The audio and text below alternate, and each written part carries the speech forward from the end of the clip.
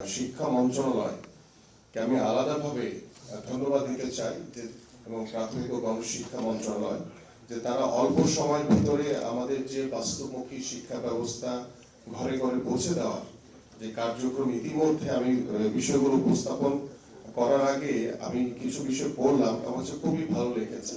But আমার কাছে মনে এখানে দুইটি বিষয় আমরা যেহেতু আমি খেলার জগতের মানুষ আমি খেলার বিষয়টি নিয়ে বলতে চাই। যেটি মাহাদি বললো যে আমাদের খেলাধুলাকে মাননীয় প্রধানমন্ত্রী পেশা হিসেবে প্রতিষ্ঠিত করতে চান।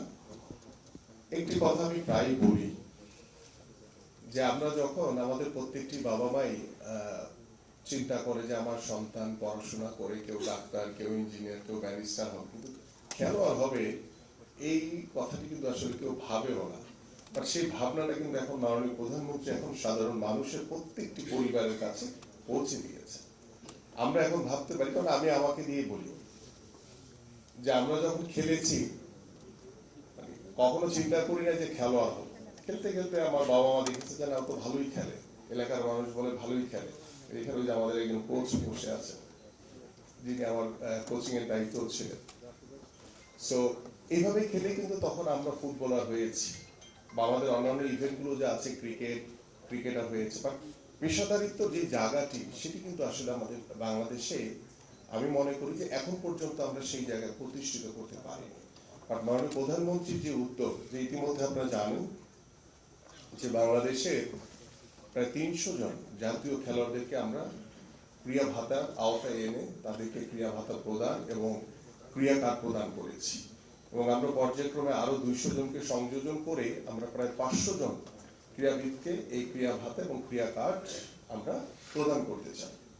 এভাবে আমরা পেশাদারিত্ব জায়গাটি আমার মনে হয় যে আমরা অধ্যায়ে যদি আমরা সংযুক্ত করতে পারি তাহলে আমার মনে যারা চতুর্থ শ্রেণী থেকে এই বইটি পড়বে তাদের ভিতরে অনেক স্বপ্ন নিয়ে তারা কিন্তু বড় হবে যে না আমিও একজন খেলোয়াড় হিসেবে নিজেকে প্রতিষ্ঠিত করতে চাই পড়াশোনার পাশাপাশি।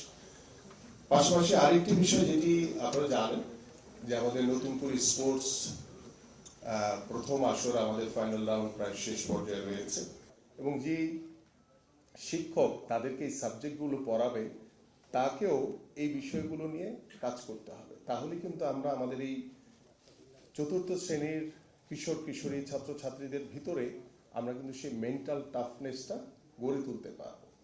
পাশাপাশি আমার কাছে মনে হয় যে আমাদের খাদ্যাভ্যাস পুষ্টি এটি অত্যন্ত গুরুত্বপূর্ণ বিষয়। কারণ আমরা যেভাবে ছোটবেলা থেকে ভাত মাছ খেয়ে বড় হই, একজন প্লেয়ার হতে গেলে বা একজন শারীরিকভাবে শক্তিশালী কিশোর বা কিশোরীকে যদি আমরা মানে সুঠাম দেহের কাউকে করতে চাই তাহলে কিন্তু আমাদের খাদ্যাভ্যাসটা পরিবর্তন করতে হবে।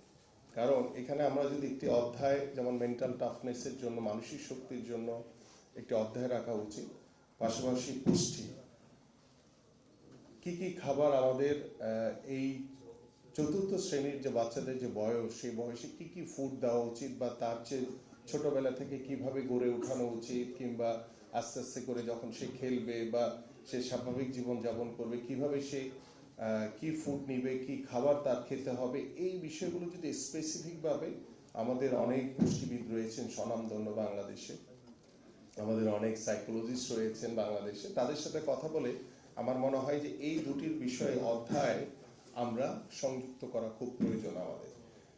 পাশাপাশি আমাদের এই খেলাধুলার মাধ্যমে যে সহনশীলতা বা ধৈর্যশীলতা বা স্পেশালি বর্তমান সমাজে যেটি সবচেয়ে বেশি দরকার যে নৈতিক শিক্ষা এবং সামাজিক মূল্যবোধ এই বিষয়গুলো নিয়ে আমাদের মনে হয় স্পোর্টসের সাথে বলেন, আমাদের সংস্কৃতির সাথে বলেন, আমাদের কারিগরি শিক্ষার সাথে বলেন, আমাদের লার্নিং উইথ হ্যাপিনেসের সাথে বলেন, সব কিছুর সাথে কিন্তু ধৈর্য, সহনশীলতা, নৈতিক শিক্ষা এবং সামাজিক মূল্যবোধ এই বিষয়গুলো নিয়ে যদি আমরা কাজ করি তাহলে আমার মনে হয় আমাদের যে লক্ষ্য উদ্দেশ্য, আমরা বলছি না যে আমরা রাতারাতি সব কিছু পরিবর্তন করে ফেলতে পারবো। আমরা হয়তো বা শুরু করলাম, আমাদের 1 বছর 2 বছর 5 বছর 10 বছর পরে গিয়ে এটির একটি আমূল পরিবর্তন আমরা দেখতে পারবো। কারণ এইগুলোর সাথে কিন্তু বাংলাদেশের যে 56 বছর আমরা স্বাধীনতা পার করে ফেলেছি, সেই 56 বছর পরে এসেও যখন গণতন্ত্রের জন্য রক্ত দিতে হয়, যখন বাংলাদেশের আমরা চাই যে একটি স্থিতিশীল রাজনৈতিক পরিবেশ, সেই পরিবেশটি আমরা এখনো ফিরিয়ে আনতে পারিনি। বাট আমাদের মাননীয় প্রধানমন্ত্রী তিনি সরকার গঠন করার পর থেকেই তিনি চেষ্টা করছেন সবাইকে একসাথে নিয়ে কাঁধে কাঁধ মিলিয়ে দল মত নির্বিশেষে যাতে আমার বাংলাদেশকে আমরা যাতে এগিয়ে নিয়ে যেতে পারি। তো সেই বাংলাদেশ গড়ার লক্ষ্য নিয়ে আমাদের যে লক্ষ্য, সেই লক্ষ্যকে বাস্তবায়ন করার জন্য আমি মনে করি আমাদের যে কার্যক্রম শুরু হতে যাচ্ছে, সেই শুরুটা আমরা আলহামদুলিল্লাহ আমি মনে করি যে আমরা শুরুটা ভালোভাবে করতে পেরেছি। এটাকে ধরে রেখে আস্তে আস্তে করে আমাদের পারিবারিক, আমাদের যে সামাজিক এবং রাষ্ট্রীয় যে গুণগত পরিবর্তন দরকার, সেই পরিবর্তনের জায়গাতে আমার মনে হয় যে আমরা শুরুটা করতে পেরেছি। আমরা জিরো থেকে শুরু করে আমরা আস্তে আস্তে করে এগিয়ে যাব এই প্রত্যাশা করি। পাশাপাশি আমাদের খেলাধুলার বিষয় নিয়ে আপনারা সবাই জানেন যে আমাদের নির্বাচনী ইশতেহারের একটি উল্লেখযোগ্য বিষয় ছিল, সেটা হচ্ছে যে উপজেলা পর্যায়ে আমাদের ক্রীড়া অফিসার নিয়োগ দেওয়া। ইতিমধ্যে আমাদের এই কার্যক্রম 201 জনের কার্যক্রম বাস্তবায়নের পথে রয়েছে এবং বাকি 294 জনেরটা চলমান রয়েছে।